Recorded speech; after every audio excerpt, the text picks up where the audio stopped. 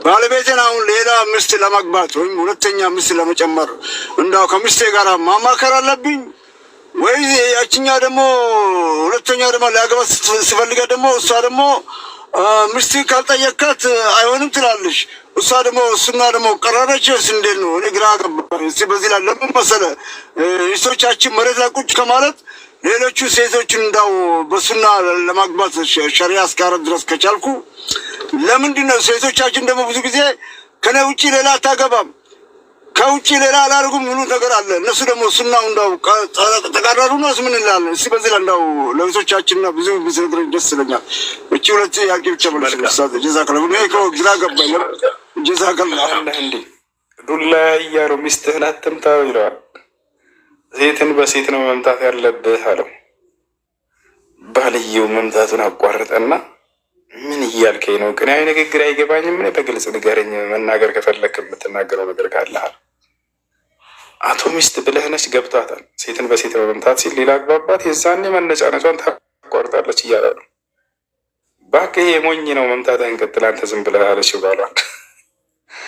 አትስማው የሞኝ ነው መደብደብህን ቀጥል ዝም ብለህ አንተ አለች። ከባድ ነው ነገሩ። ምንድን ያልከው አደገ ማለት ባልና ወንድና ሴት ማለት ነው። በማወቅ ነው ባለማወቅ ማለት ነው። በዝሙት አረገዘች ማለት ነው። ሐራም በሆነ መልኩ ወይም በዝሙት ማለት ነው። ከዛ በኋላ ያ ልጅ ከተረገዘ በኋላ ኒካ አሰሩ። ከዛ ይቺ ሴት በሱ ብቻ ነው አንድ ሚኒት በሱ ብቻ ነው ያረገዘችው። ኒካ ከታሰረ በኋላ ያ ሰውየው አባቱ ሊሆን ይችላል፣ ህጋዊ አባቱ ማለት ነው የልጁ። እሺ በዑለሞች መካከል ኺላፍ አለ እሱ ጉዳይ። ግማሽ ዑለሞች ከአንድ ሰው ብቻ ከሆነ ያቺ ሴት ያረገዘችው ያ ሰው ካመነ አባትነቱን ከተቀበለ እንደ አባት ይጠራል፣ ችግር የለውም ያላሉ። ሌሎች ደግሞ አይ ሸሪዓዊ በሆነ ኒካህ እስካልወለደ ድረስ የአባትነት መጠሪያ የለውም ብለው ይተናገራሉ። ነቢያችን ሰለላሁ ዐለይሂ ወሰለም ታዲያ የትኛውን የተናገሩት ከተባለ አልወለድ ሊልፍራሽ ወሊልዓሂር አልሐጀር ነው ያሉት። ልጅ ለአባቱ እንደሆነ ተናግረዋል። ዝሙት የሰራ ሰው የአባትነት መጠሪያ ሳይሆን በዝሙት ያስወለደ ሰው እርሱ ህግ ነው የሚጠብቀው ወይም ግራት ነው የሚጠብቀው ብለው ነብዩ ሰለላሁ ዐለይሂ ወሰለም ተናግረዋል። በዚህ በዑለሞች ፈትዋ መሰረት ከሆነ ሼክ አብዱልዓዚዝ ብን ባዝ ብን ዑሰይሚን ዝምራችን ታላላቅ ዑለሞች የአባትነት መጠሪያ የለውም በዝሙት የወለደ ሰው ብለው ተናግረዋል። ያ ነው። ዋማ ሸይኹል ኢስላም ተይሚያ ወገይሩ ምን ዑለማ ሱና እነሱ ደግሞ ችግር የለውም እንደ አባት ተብሎ ቢጠራ ይቻላል። እንደ አባት ሊባል የማይቻለው ከብዙ ወልዳ ከሆነ ነው። ያ ማለት ለምሳሌ አንዲት ሴት አለች ሸቂቱ የምትባል ሴት ወደ 4-5 ነው ተገናኟት እንበል። ብትወልድ ወደ የትኛው ሊጠቃ ይችላል? ልጆች ወደ የትኛው ይጠቃል? ወደ የትኛውም አይጠቃም። ስለዚህ በዚህ አንጻር ከሆነ ነው የአባት ሊባል የማይቻለው እንጂ ከአንድ ሰው ብቻ ከሆነ ያቺ ሴት የተጸነሰችው ያም ሰው ራሱ እንደሆነ ከተረጋገጠና ካመነ እርሷም ያ ሰው ብቻ እንደሆነ ከተናገረች የዛኔ አባቱ ታውቋልና ወደ አባቱ ቢጠጋ ችግር የለውም ያሉ ዑለሞች አሉ።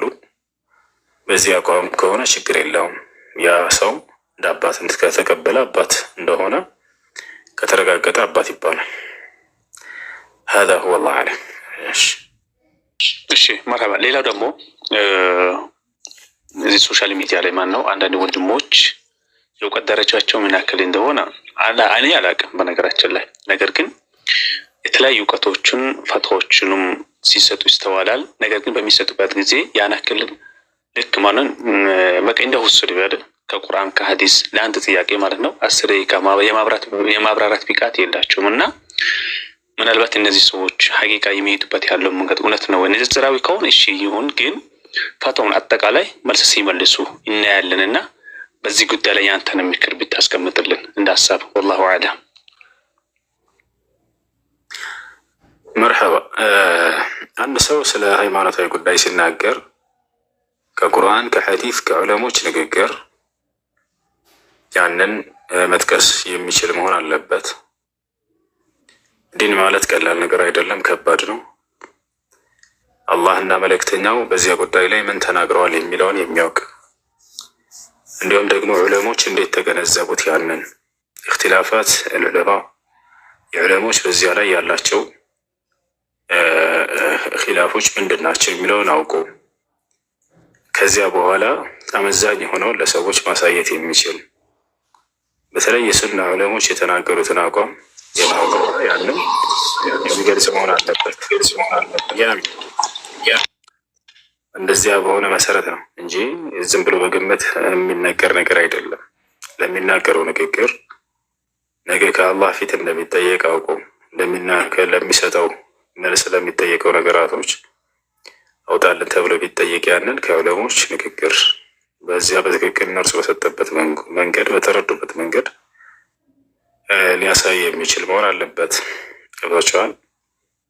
ዲን ብሎ ማለት ነቅል ነው ከአላህ ከመልእክተኛውና ከዑለማ ሱና ከነሱ ነው።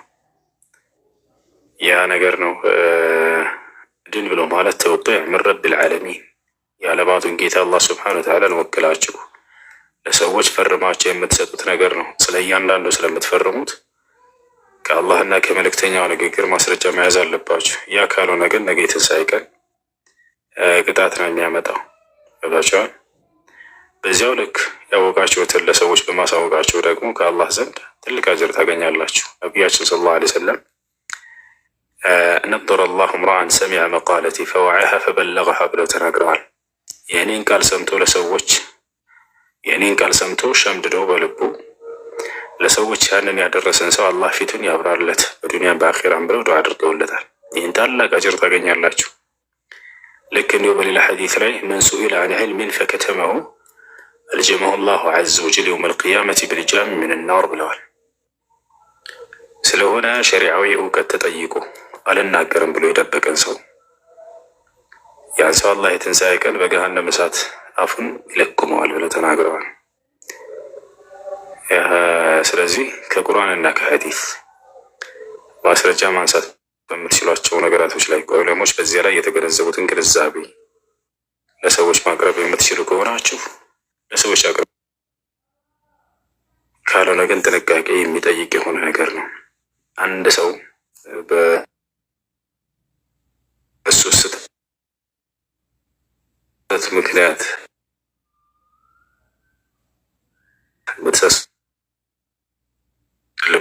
ገቡ በስህ እንደሚቀጣ ማወቅ አሁን ክለው እዛ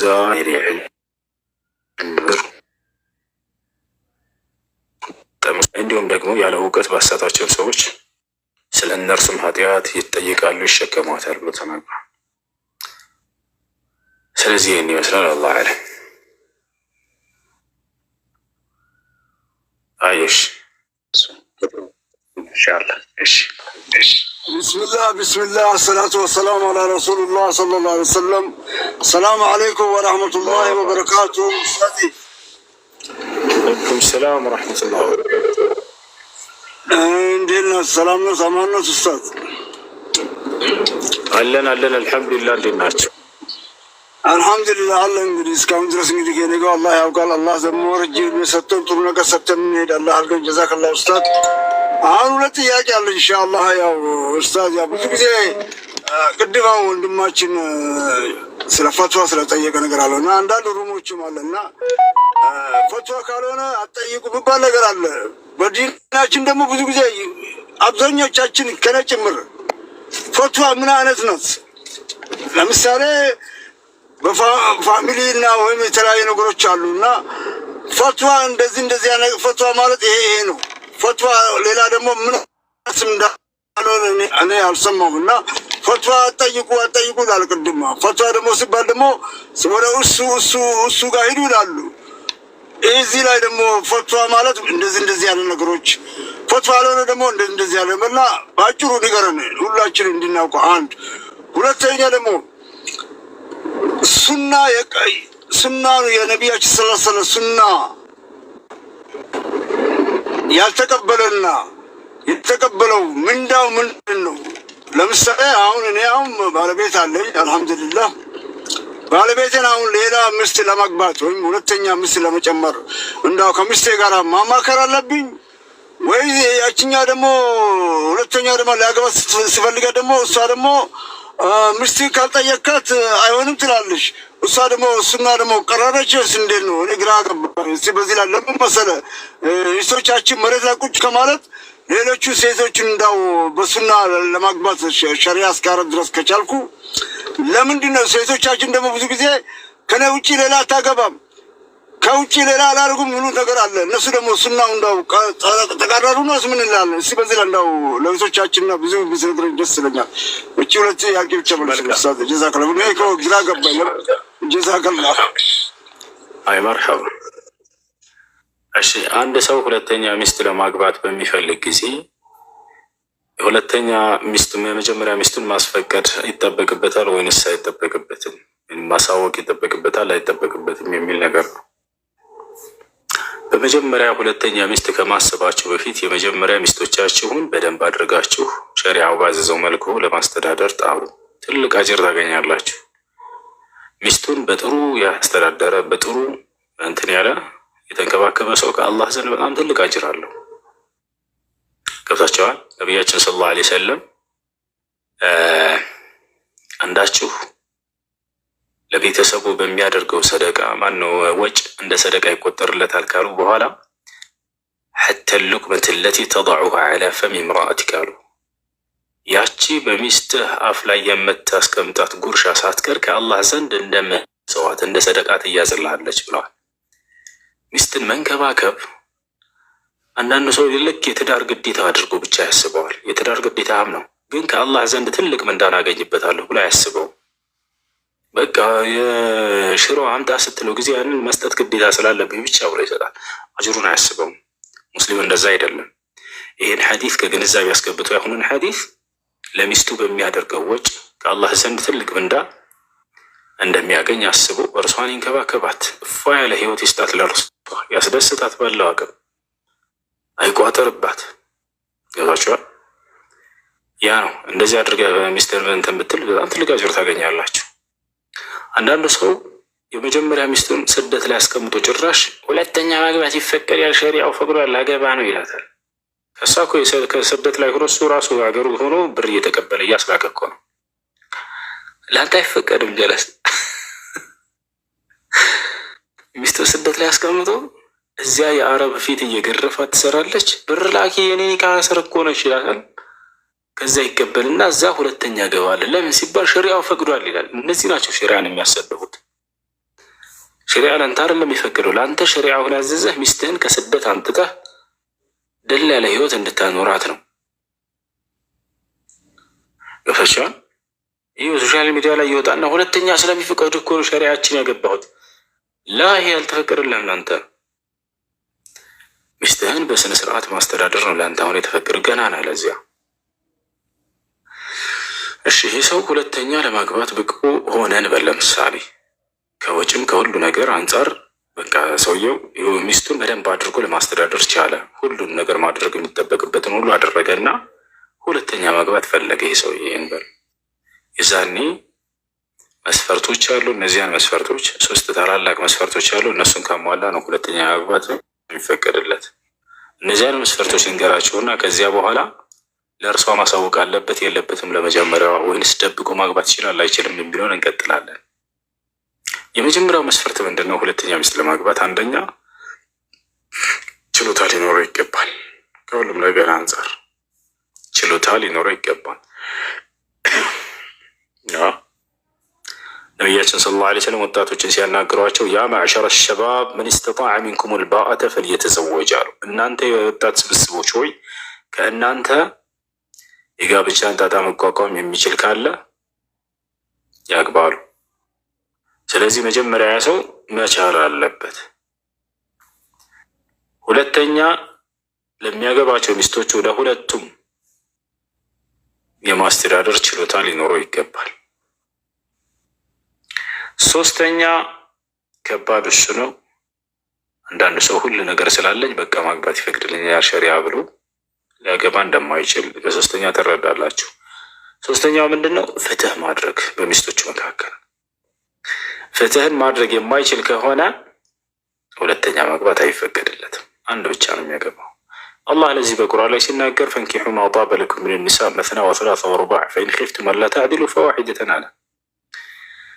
ከሴቶች የተዋቡላችሁን ሁለትም ሶስትም አራትም አግቡ ካለ በኋላ ነገር ግን ፍትህን አናደርግም ብላችሁ ከፈራችሁ አንዲት ብቻ አግቡ፣ ሁለተኛ እንዳታገቡ ብሏል። አንድ ብቻ አግቡ የሚል ቃል በቃል የምታገኙ በነገራችን ላይ የትኛው መለኮታዊ መጽሐፍ በሚባሉ ላይ አታገኙ። በቁርአን ላይ ብቻ የምታገኙት አላህ ስብሐነሁ ወተዓላ በቁርአን ላይ ቃል በቃል አንድ ብቻ አግቡ ብሎ ተናግሯል። ያ ነው። ታዲያ ፍትህ ማድረግ ሲባል ምን ማለት ነው? በሚስቶች መካከል አለማዳላት ማለት ነው። በምንድን ነው ሰውየው ፍትህ እንዲያደርግ የተፈለገው ታዲያ ከተባለ በሁለት ነገር ነው። ሶስተኛውን አትችሉትም ተብሏል። በሁለቱ ምንድናቸው ከተባለ በሚስቶቹ መካከል በሚያደርግላቸው ወጪና በሚያደርግላቸው የቀን ክፍፍሎች እኩል ሊሆን ይገባል። ፍቅርስ እርሱን እኩል ሊሆን አይችልም። ይህ ነቢያት ራሱ እንደማይችሉ አላህ ተናግሯል። ነገር ግን ያ ሲባል እንደው እየጠላት በሱ ከእርሷ ጋር በቃ ይኑር ማለት አይደለም። ግን አላህ እኩል ማድረግ አትችሉም ብሎ ተፈጥሯችንን ስለሚያውቅ ተናግሮ ነው። የቱ ጋር ከተባለ ሱረቱ ኒሳ መጨረሻው ላይ ወለን ተስተጢዑ አን ተዕዲሉ በይነ ኒሳ አለ። በሴቶች መካከል ፍትህን ልታደርጉ አትችሉም በፍጹም ወለው ሐረስቱም እንደፈልጋችሁ ብትጓጉም እንኳን አለ። ያ ማለት በፍቅር ማለት ነው። በፍቅር እኩል ልታደርጉ አትችሉም በፍጹም አለ። ለዚህም ነው ነቢያችን ሰለላሁ ዐለይሂ ወሰለም መን አሐበ ናስ ኢለይከ ያ ረሱለላህ ተባሉ። አንተ የአላህ መልክተኛ ሆይ ከእርሶ ዘንድ ከሰው ሁሉ ተወዳጅ ማን ነው ሲባሉ አይሻ ነው ያሉት። ከስራ ነው የተገዙ አይሻ፣ ኸዲጃ ምናምን አይሻ ነው። ወሚን ሪጃል ተባሉ፣ ከወንድስ ተባሉ አቡሃ አሉ፣ አባቷ ብለው ተናገረው አቡበክር ሲዲቅ። ስለዚህ ሐታ ነቢያቶች ዘንድ ይሄ ነገር በፍጹም የሚያስወቅሳቸው ነገር አይደለም። ልክ እናት ለምሳሌ 10 ልጆች ሊኖሯት ትችላለች። 10ን በአንድ አይን ትወዳቸዋለች ወይ? አትወድም። አሁን ትጠላቸዋለች ማለት አይደለም፣ ግን ከሁሉም የተለየ እንደምትወደው ይኖራል። ከዚያ መቀጠል የምትወደው ይኖራል። ከዚያ መቀጠል የምትወደው ይኖራል። ይሄ የሰው ልጅ ጠቢዓት ልኢንሳን፣ የሰው ልጅ የተፈጥሮ ባህሪው ነው። በቃ በዚህ አይወቀስም፣ በዚህ እርሷም አትወቀስም። ግን አላህ ምን አለ ቀጥሎ? ፈላ ተዘሩሃ ከልሙዓለቀ እያለ ይናገራል። ፈላ ተሚሉ ኩለል መይል ፈተዘሩሃ ከልሙዓለቀ። እንደው ይህን ስላችሁ ግን ሙሉ በሙሉ ወደ አንዷ አመዘንበልን አትዘንበሉ፣ በፍቅርም ቢሆን ያችኛዋን ልክ እንደተንጠለጠለች የምትተዋት እስክትሆኑ ድረስ እንዳትሆኑ አለ። እያችሁ። ስለዚህ ከምን አንጻር ነው? ከሚያደርግላቸው ወጪና ከሚያደርጋቸው የቀን ክፍፍሎች እኩል ፍትሃዊ መሆን አለበት። ታዲያ ይህን ስንል ጊዜ አንድ ሐዲስ ሰው ሊያነሱላቸው ይችላሉ። እርሱ ምንድነው? ነቢያችን ሰለላሁ ዐለይሂ ወሰለም ከድንግል ሴቶች ጋር እጥፍ መቆየትን አስተምረዋል። ድንግል ያልሆኑ ጋር ደግሞ ትንሽ፣ ከዚያ ግማሽ። ይሄ ኢፍትሃዊነትን አያሳይም ወይ ልትሉ ትችላላችሁ። ነቢያችን ሰለላሁ ዐለይሂ ወሰለም ከድንግል ሴት ጋር እጥፍን እንዲቆይ ያዘዙበት ምክንያቱም ይቺ ድንግሊቱ ከዚህ በፊት ከወንድ ጋር በፍጹም ተቀምጣ አታውቅም። መለማመድ ያስፈልጋታል። መለማመድ ያስፈልጋታል ከዚህ ከባሏ ጋር።